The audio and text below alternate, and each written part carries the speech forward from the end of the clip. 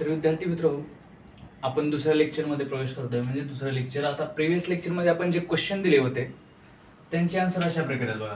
Question 1चा answer आहे option C, John Gregor Mendel. तो काय बा, pioneer of modern genetics. Question number 2 option C, grasshopper. त्याच्यामध्ये काय, पेअर क्रोमोझोम ऑब्झर्व केले. Question 3 option B, Hugo de Vries. त्याने काय केलं, म्युटेशनल थेअरी दिली. आता आपल्याला शिकायचे नेक्स्ट कन्सेप्ट कोणकोणते आहेत बाबा. एक आहे ट्रान्सक्रिप्शन, एक आहे ट्रान्सलेशन, एक आहे ट्रान्सलोकेशन. या तिन्हीमध्ये ट्रान्स कॉमन आहे. आणि हे नेमकं काय ते आपण जाणून घेऊया. पण ते जाणून घेण्याच्या आधी आपल्याला एक जाणून घ्यायचा कन्सेप्ट म्हणजे कोणता आहे, तर सेंट्रल डॉग्मा ऑफ लाईफ हा कन्सेप्ट आपल्याला जाणून घ्यायचा आहे. आणि आपण त्या कन्सेप्टद्वारे थोडंसं समजून घेऊ आणि पुढे चालू. पुढे जाण्या अगोदर आपल्याला एक नोट पॉईंट्स म्हणून 2 नोट पॉईंट्स लिहून घ्यायचे आहेत. आणि ते नोट पॉईंट्स कोणते, तर ते अशा प्रकारे आहेत की note point 1, gene present in form of DNA help in body functioning with help of RNA. हा तुमच्या पुस्तकात दिलेला कन्सेप्ट आहे. त्याचं मिनिंग काय हे आपल्याला नंतर समजणारच आहे. त्या पहिले हा नोट पॉईंट तुम्ही नोट करून घ्या. नोट पॉईंट दुसरा, प्रोटीन सिंथेसिस इन्फॉर्मेशन स्टोरेज. ते प्रोटीनचे सिंथेसिस जे होते त्याची इन्फॉर्मेशन कोणामध्ये स्टोअर होते, तर त्याचं आन्सर होतं DNA. तर मग सेंट्रल डॉग्मा म्हणजे काय गड्या, synthesis of protein by DNA through RNA called as central dogma. म्हणजे काय, synthesis of protein by DNA through RNA called as central dogma in simple language. Central dogma म्हणजे आपल्याला ती गोष्ट कळाली काय बाबा, synthesis of protein by DNA through RNA यालाच आपण सेंट्रल डॉग्मा असं म्हणतो.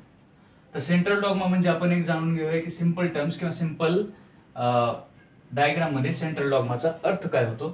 तर DNA त्याच्यापासून बनतो RNA. त्याची प्रोसेस कोणती बाबा, तर DNA पासून RNA बनण्याची प्रोसेस म्हणजे ट्रान्सक्रिप्शन. काय बाबा, नोट पॉइंट 1, DNA पासून RNA कोणती प्रोसेस, ट्रान्सक्रिप्शन. कोणती प्रोसेस, ट्रान्सक्रिप्शन. ठीक आहे. मग RNA पासून प्रोटीन बनण्याची प्रोसेस म्हणजेच कोणती प्रोसेस, ट्रान्सलेशन प्रोसेस. काय बाबा, RNA पासून प्रोटीन, RNA पासून प्रोटीन कोणती प्रोसेस, ट्रान्सलेशन.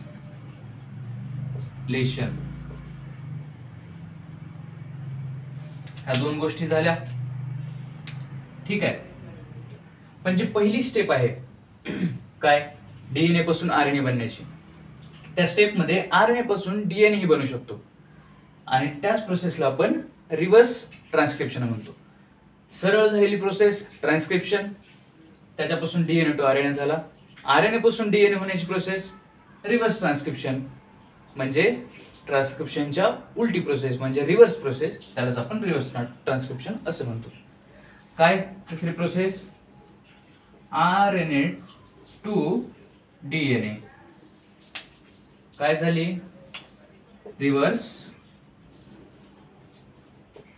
ट्रान्सक्रिप्शन. ठीक आहे. पहिल्या स्टेप मध्ये DNAचं रेप्लिकेशन होऊन DNA बनतो.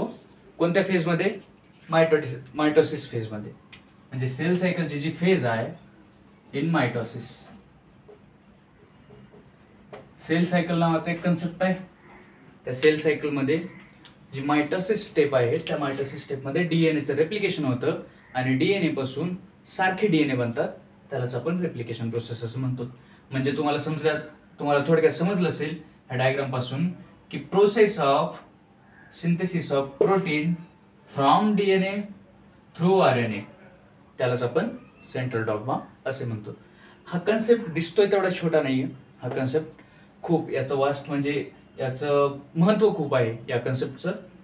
आणि त्यामुळं आपण याला एवढा टाइम घेतला आणि हे समजून घेण्याचा प्रयत्न केला. ठीक आहे. स्टॉप करा आणि लिहून घ्या. तर आपण आता सेंट्रल डॉग्मा हा समजून घेतलेला आहे. तर सेंट्रल डॉग्माच्या नंतर आपल्याला समजून घ्यायचे की ट्रान्सक्रिप्शन, ट्रान्सलेशन आणि ट्रान्सलोकेशन म्हणजे काय. तर ते कन्सेप्ट आपण एक कन्सेप्ट करून आपण समजून घेऊया. आजच्या लेक्चरमध्ये आपण समजून घेऊयात की ट्रान्सक्रिप्शन म्हणजे नेमकं काय. ठीक आहे. ट्रान्सक्रिप्शन म्हणजे formation of RNA from double stranded DNA. म्हणजे काय बाबा, डबल स्टँडर्ड DNA पासून RNA फॉर्म करणं म्हणजेच ट्रान्सक्रिप्शन प्रोसेस होय. डबल स्टँडर्ड DNA कसा असतो बघा, हा डबल स्टँड आहे. एका साईडला आहे 5' एंड, एका साईडला 3' एंड. 5' आणि त्याच 5' एंड जिथं संपतो तिथं आहे 3' एंड. म्हणजे हे अँटी पॅरलल असतात एकमेकाला, त्याची पॅरलॅलिटी असा हा कन्सेप्ट आहे. आपण 5' जो एंड आहे त्याला आपण कॉम्प्लिमेंटरी स्ट्रँड किंवा सेन्स स्ट्रँड असे म्हणतो, आणि 3' जो स्ट्रँड आहे त्याला आपण टेम्पलेट स्ट्रँड किंवा अँटीसेन्स स्ट्रँड असे म्हणतो. टेम्पलेट स्ट्रँड म्हणजे त्या टेम्पलेट स्ट्रँड पासून RNA हा फॉर्म केला जातो, म्हणजे त्याच्या कॉम्प्लिमेंटरी. आता हा जो टेम्पलेट स्ट्रँड आहे त्याच्या कॉम्प्लिमेंटरी फॉर्म होणारा RNA त्यालाच आपण ट्रान्सक्रिप्शन प्रोसेस असे म्हणतो. म्हणजे याचं बेसिक काय झालं बाबा, नोट पॉइंट काय आहेत, तर mRNA from sequence of DNA. जो DNAचा सिक्वेन्स आहे त्याच्यापासून RNA फॉर्म होणं किंवा mRNA फॉर्म होणं त्यालाच आपण ट्रान्सक्रिप्शन असे म्हणतो. ह्या ट्रान्सक्रिप्शन प्रोसेस मधले हे काही पॉइंट्स आहेत. म्हणजे RNAचे प्रकार पण 3 आहेत. ठीक आहे. एक बेसिक एक जनरल नॉलेज होतं की RNA म्हणजे कोणत्या कोणत्या प्रकारचे RNA.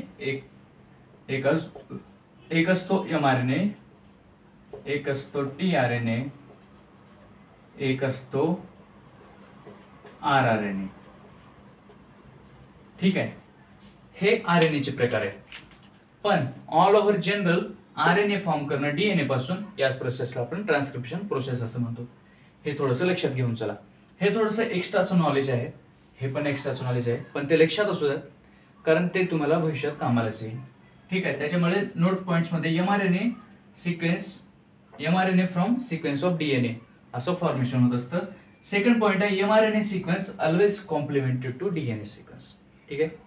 जो हा mRNA म्हणजे हा RNA फॉर्म झालाय तो ऑलवेज कॉम्प्लिमेंटरी असतो ह्या DNAशी, असा तो पॉइंट आहे, ते जे की ट्रान्सक्रिप्शन मध्ये होत असतं.